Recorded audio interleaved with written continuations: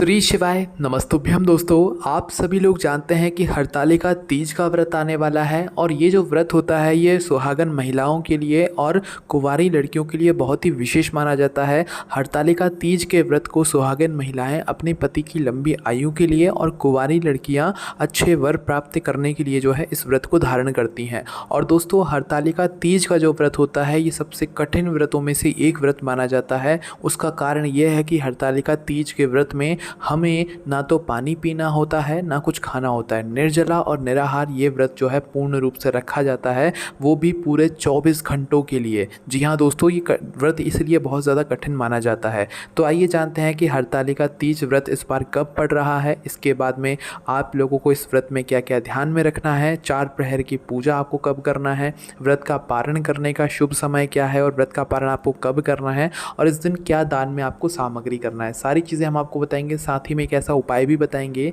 जो भी माताएं बहनें महिलाएं हरतालिका तीज का व्रत नहीं करती हैं वो कौन सा एक उपाय कर लें जिस उपाय को करने से उन्हें हरतालिका तीज व्रत का संपूर्ण यहाँ पर फल मिल जाएगा। और ये उपाय जो हरतालिका तीज का व्रत करेंगे उनको भी ज़रूर करना चाहिए ताकि उनकी मनोकामनाएं भगवान जो है यहाँ पर पूरी करें। ठीक है, तो देखो, हरतालिका तीज व्रत के दिन विशेष रूप से बालू रेत का शिवलिंग बनाकर शिवजी और माता पार्वती जी के स्वरूप की पूजन अर्चना की जाती है। और सबसे पहले हरतालिका तीज का जो व्रत है वो माता पार्वती जी ने भगवान शिव जी को प्राप्त करने के लिए ही यहाँ पर रखा हुआ था, इसीलिए ये व्रत बहुत ही विशेष माना जाता है। तो आइए जानते हैं इस बार हरतालिका तीज का व्रत कब है। हरतालिका तीज का व्रत हमेशा भाद्रपद मास के शुक्ल पक्ष की जो तृतीया तिथि होती है उसी दिन मनाया जाता है। तो इस बार ये तृतीया तिथि कब लग रही है ये हम लोग यहाँ पर जान लेते हैं, है ना।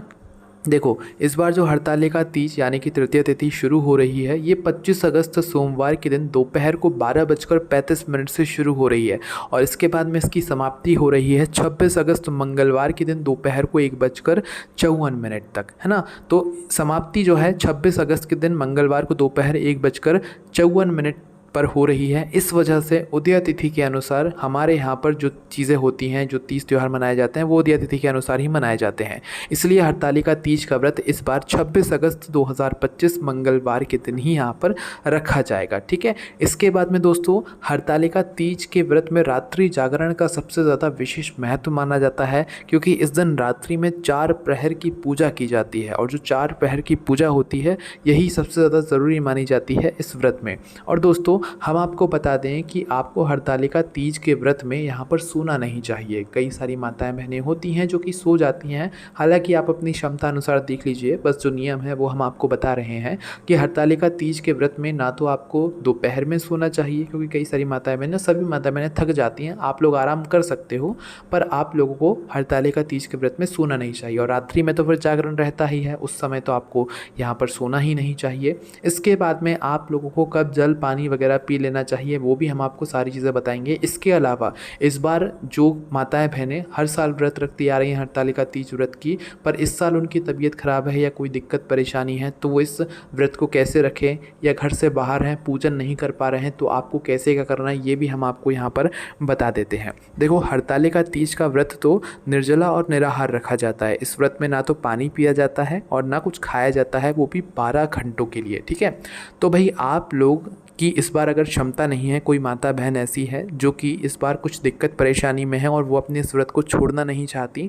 तो भाई आप इस बार जल पीकर भी व्रत रख सकते हैं। इसमें कोई दिक्कत परेशानी नहीं है, जल पीकर भी ये व्रत रख सकते हैं। किसी कारण से अगर आपके शरीर में कोई दिक्कत है, कोई इस बार आपकी तबीयत ठीक नहीं है, आपको गोलियाँ वगैरह खानी पड़ रही हैं, हर साल आप वैसे ही रखते हैं जैसे मतलब निर्जला और निराहार रखते हैं, पर इस साल किसी को कोई दिक्कत परेशानी है तो भाई वो जल पीकर और फलाहार करके भी इस व्रत को धारण कर सकता है। कोई दिक्कत परेशानी नहीं है। सिर्फ उन लोगों के लिए हमने ये बात कही है जिनको कोई रोग और बीमारी इस साल हो रही है या कोई शरीर में दिक्कत परेशानी है, तो आप लोग इस तरीके से भी इस व्रत को रख सकते हैं ताकि आपका व्रत खंडित ना हो, आपका व्रत जो है लगातार यहाँ पर चलता रहे, क्योंकि इस व्रत को छोड़ा नहीं जाता है ना।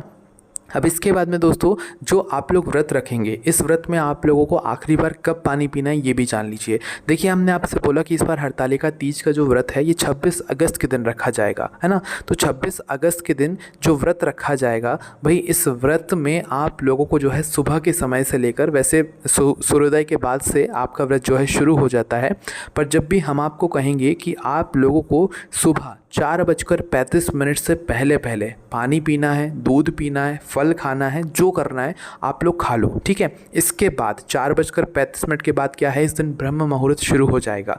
तो ब्रह्म मुहूर्त से एक तरीके से हमारा जो व्रत है वो शुरू हो जाता है। वैसे तो सूर्योदय के बाद से होता है, पर जो नियम है वो हम आपको यहाँ पर बता रहे हैं। तो हरतालिका तीज व्रत के दिन सुबह 4:35 से पहले पहले आप ये मानो कि सुबह 4 बजे से पहले पहले आपको पानी पीना है, दूध पीना है, पी लो, कोई दिक्कत परेशानी नहीं है। हमारे यहाँ जो भी तीज त्यौहार का व्रत रखा जाता है वो सूर्योदय के बाद से ही यहाँ पर शुरू होता है, इसलिए रात को 12 बजे के बाद भी आप लोग चाय पानी वगैरह पी सकते हो, दूध पी सकते हो, कोई दिक्कत परेशानी नहीं है। पर सुबह 4:35 के बाद से ना तो आपको जल पीना है, ना तो आपको यहाँ पर कुछ दूध वगैरह या कुछ खाना पीना भी नहीं है, क्योंकि ये व्रत पूर्ण रूप से निर्जला और निराहार यहाँ पर रहता है ना। अब इसके बाद में आप कहोगे कि भैया जब 4 बजे के बाद हम कुछ खा पी नहीं सकते हैं तो हमें तो अपना मुंह धोना पड़ेगा, है ना। उसके बाद में हमें जो है यहाँ पर व्रत का संकल्प भी लेना पड़ेगा। तो वहाँ पर हम लोग क्या करेंगे, तो देखो अगर आपका हरतालिका तीज का व्रत है तो आपको 2 जगह पर जल की छूट मिलती है। उस चीज़ से इन 2 जगहों पर आपका जो हरतालिका तीज का व्रत है वो नहीं टूटता है, खंडित नहीं होता है। सबसे पहली चीज़, जब आप सुबह के समय जब भी 4-5 बजे 6 बजे तक आपका स्नान जो भी रहेगा, तो स्नान के समय या मुंह धोने के समय जब आप लोग कुल्ला वगैरह करेंगे तो कुल्ला वगैरह करते समय आप अपने मुंह में जो जल लेंगे उस जल से आपका व्रत नहीं टूटेगा, ठीक है। उस जल को आप अपने मुंह में ले सकते हैं मुंह को साफ़ करने के लिए, क्योंकि वो तो ज़रूरी है, तभी तो हम अपने आगे की जो व्रत की क्रियाएं रहती हैं वह सारी कर पाएंगे, है ना। तो इस वजह से आप अपने मुंह में इस दिन सुबह के समय जो मुंह धोने के लिए जल लेते हैं वो ले सकते हैं, और दिन भर में जब भी आप कुल्ला करें तो मुंह में अपने जल ले सकते हैं, आपका व्रत खंडित नहीं होगा, है ना। इसके बाद में ये एक चीज़ हो गई, इस दिन आपको ब्रश नहीं करना है, इस बात का ध्यान रखिएगा, है ना। नॉर्मल कुल्ला करके आपको अपना मुंह वगैरह साफ़ करना है, नॉर्मल उंगली से अपने दांतों को साफ़ कर लेना है, और मुंह में पानी ले सकते हो, बस मुंह में से पानी अंदर नहीं जाना चाहिए, इस बात का थोड़ा सा ध्यान रखना। मुंह में पानी लेकर आप अपना मुँह धो सकते हो, इसमें आपका व्रत खंडित नहीं होगा, है ना। इसके बाद में जब आपका स्नान वगैरह हो जाए तो स्नान वगैरह करने के बाद आप इस दिन जो है 16 श्रृंगार कीजिएगा, बिल्कुल पूर्ण रूप से सुसज्जित रहिएगा, पूरा सजिएगा, पूरा श्रृंगार कीजिएगा, है ना। पहली जगह हमने आपको बताई जहाँ पर आपका व्रत नहीं टूटेगा। अब दूसरी जो जगह है वो है जल आचमन की जगह पर, मतलब कि जब आप अपने घर में पूजा घर में बैठेंगे और अपने हरतालिका तीज व्रत का संकल्प लेंगे तो उस समय जो आप जल का आचमन करेंगे, भले वो जल आपके कंठ से नीचे भी चला गया ना तो भी आपका व्रत खंडित नहीं माना जाता है। भगवान की पूजन के समय जो जल हम आचमन करते हैं उस समय भी हमारे हरतालिका तीज का व्रत जो है खंडित नहीं होता है। उस जगह पर भी हमें व्रत में यह अनुमति रहती है कि हम लोग आचमन का जो जल है वो पी सकते हैं, ठीक है। तो ये 2 जगह हमने आपको बता दी है जहाँ पर आप लोग जल ले सकते हो, और आपके मुंह में जल जाने के बाद भी आपका व्रत नहीं टूटेगा, खंडित नहीं होगा, ठीक है। तो ये 2 चीज़ें आप लोगों को यहाँ पर समझ आ गई होंगी। इसके बाद में दोस्तों आप लोगों को जो है इस दिन रात्रि में जो है पूजन करनी रहती है, आप सभी लोग अच्छे से जानते हैं। तो भाई हम लोग जो रात्रि में 4 प्रहर की पूजा होती है उसका समय यहाँ पर जान लेते हैं, ताकि आप लोगों को समय का ध्यान रहे, है ना। तो आइए जानते हैं। तो देखो आपकी जो हरतालिका तीज व्रत की जो रात्रि में 4 प्रहर की पूजा होगी, जिसमें से सबसे प्रथम प्रहर की पूजा का जो समय रहेगा वो शाम 6 बजे से लेकर रात को 9 बजे तक रहेगा। इसके बाद में जो दूसरी प्रहर की पूजा का समय रहेगा वो रहेगा रात 9 बजे से लेकर रात को 12 बजे के बीच में। इसके बाद में जो तीसरी प्रहर की पूजा का समय रहेगा वो रात को 12 बजे से लेकर रात को सुबह के 3 बजे तक रहेगा।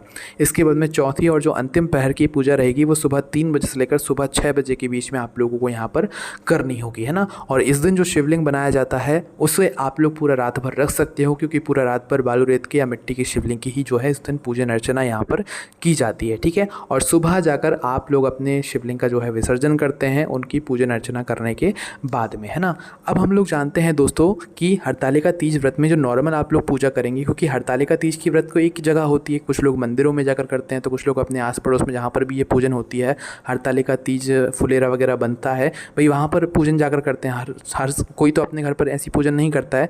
तो आप लोगों ने अगर हरतालिका तीज व्रत का रखा हुआ है तो भाई आपको इस दिन सुबह और शाम की पूजा का मुहूर्त ज़रूर जान लीजिए, जो नॉर्मल पूजा आप भगवान की करते हैं वो वाली, ठीक है।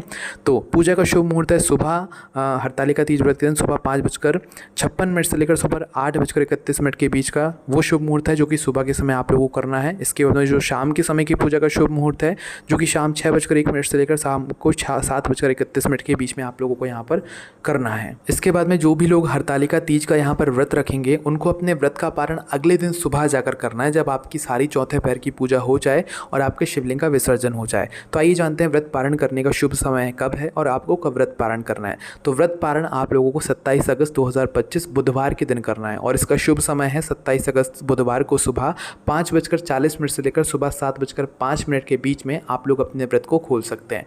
व्रत को खोलने के लिए आप भगवान का कोई भी प्रसाद ले लें या जल वगैरह ले लें और उससे आप लोग अपना जो मतलब व्रत है उसे खोल सकते हैं। इसके बाद में एक चीज़ यहाँ पर और आती है कि हम लोग चाय पानी वगैरह कब पी सकते हैं। तो देखो, सबसे पहली चीज़, रात्रि में जो पहले पहर की पूजा होती है, जो प्रथम पहर की पूजा होती है शाम 6 बजे लेकर रात को 9 बजे के बीच में, इस पूजन के बाद आप लोग पानी ले सकते हो, ठीक है, पानी पी सकते हो। आपने देखा भी होगा कई सारी माताएं बहनें ऐसा करती भी है ना। तो प्रथम पहर की पूजा के बाद आप लोग जल पी सकते हो, फिर कोई दिक्कत परेशानी नहीं है और आपकी मर्जी, आप चाहो तो ना पियो तो ना पियो, अन्यथा जो है पीने की ज़रूरत पड़ती है क्योंकि 12 घंटे से भी ऊपर हो जाता है माताओं बहनों को इस व्रत को रखते हुए। इस वजह से मुंह बहुत ज़्यादा यहाँ पर सूख जाता है। तो एटलीस्ट जल तो आप पी ही सकते हो प्रथम पहर की पूजा के बाद में, है ना। तो ये हमने आपको सारी चीज़ें बता दी। इसके बाद में दान की अगर हम आपको बात बताएं तो इस दिन सुहाग की सामग्री का जो है दान किया जाता है ज़रूरतमंद माताओं बहनों को, ज़रूरतमंद व्यक्तियों को।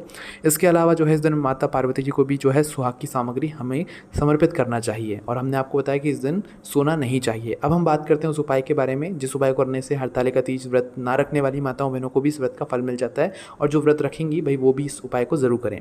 इस दिन आप लोगों को क्या करना है कि 7 जगह जो मतलब इस दिन आपके घर के आसपास में जो हरतालिका तीज व्रत की पूजन हो रही हो और वहाँ पर जो फुलेरा बंधा हुआ हो, मात्र उस फुलेरे के आपको यहाँ पर दर्शन करना है। कम से कम 7 फुलेरे के अगर आपने इस दिन दर्शन कर लिए तो आपको हरतालिका तीज व्रत का संपूर्ण फल यहाँ पर मिल जाएगा। इसके अलावा अगर आपके मन में कोई प्रश्न है हरतालिका तीज व्रत से जुड़ा हो तो हमसे कमेंट करके पूछ सकते हैं। ओम नमः शिवाय, जय भोले बाबा, श्री शिवाय नमस्तुभ्यम।